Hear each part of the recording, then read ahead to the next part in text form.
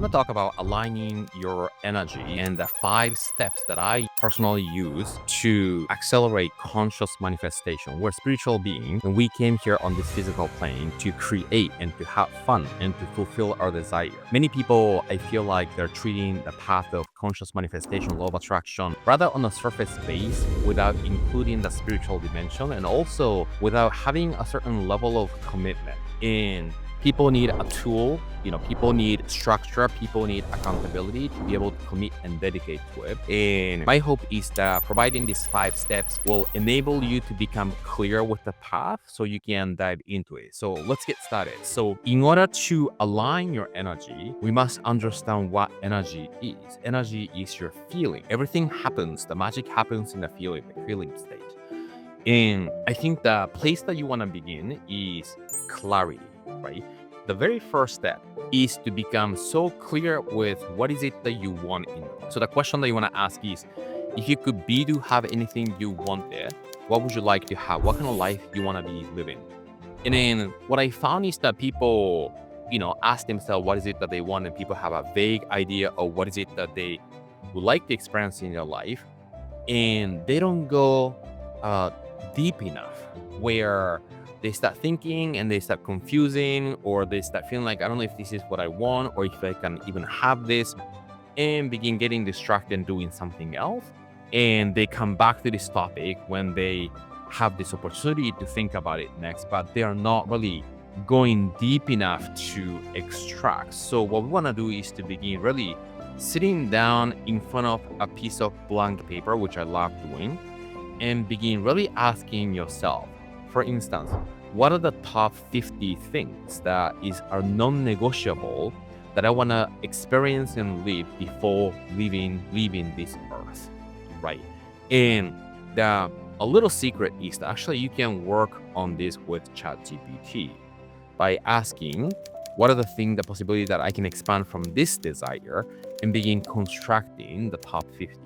And I think the clarity of what is it that you want is something that you want to have it as clearly as you can, because if it's not clear, and it's interesting because sometimes people avoid clarity to sort of, I'm not really sure. I think when people avoid clarity, either they don't believe that they can have that, or they are assuming that it will be provided somehow something different.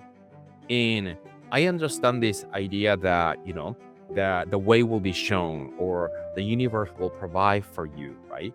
And that there is a part of that, but I almost feel like many people lean into that idea because they don't feel confident in choosing and claiming and declaring what is it that they want. So we don't want to misunderstand that distinction, right?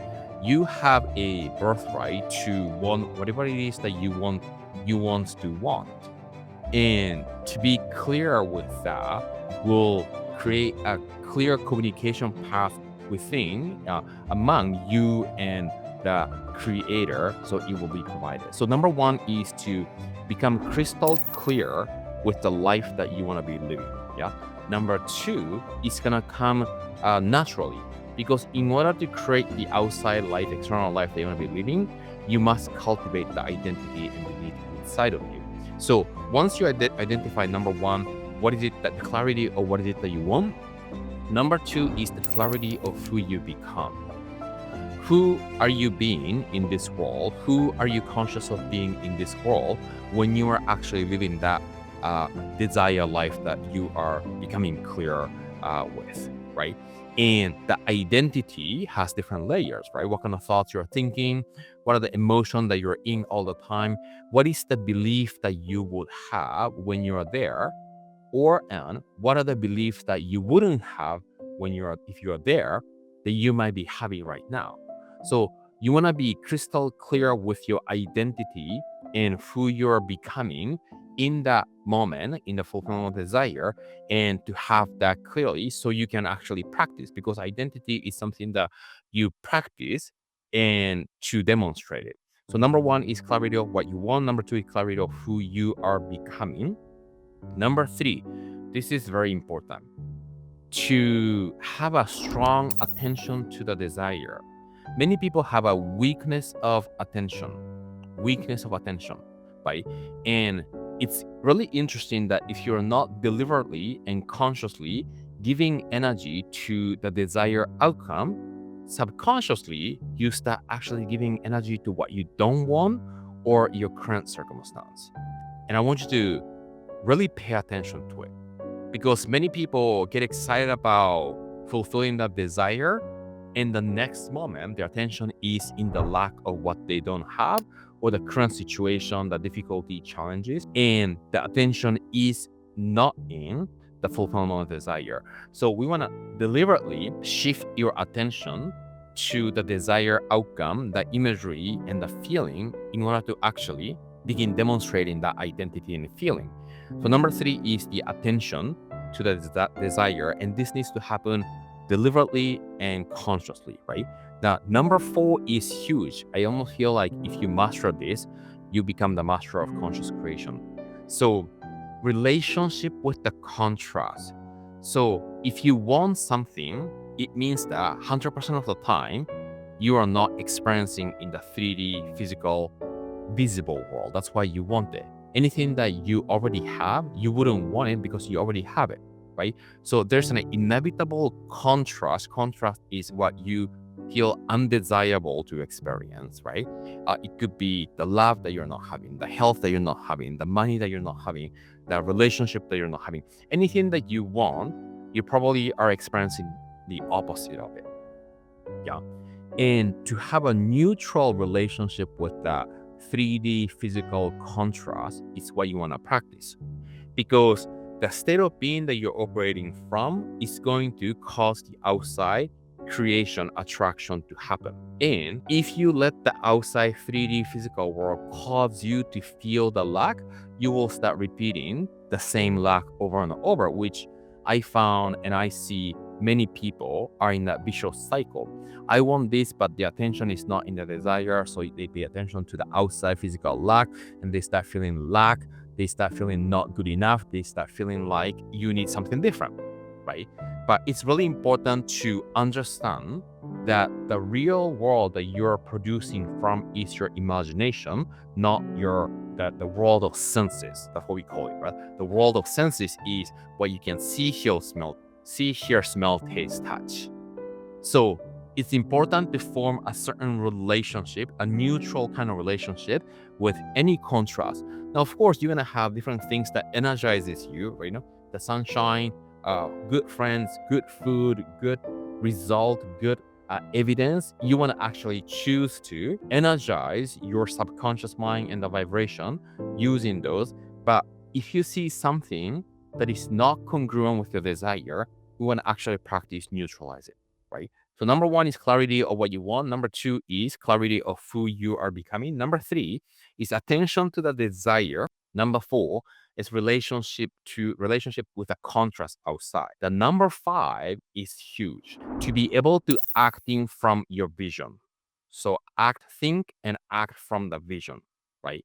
Because now you're using your imagination and you know what you want, you know who you are, and you're practicing on the feeling level that you are it, you are that, using your imagination, right? And you're keeping your attention there in that frequency, in a timeline, and then you're practicing neutralizing the lack or what's not congruent with your desire, yeah?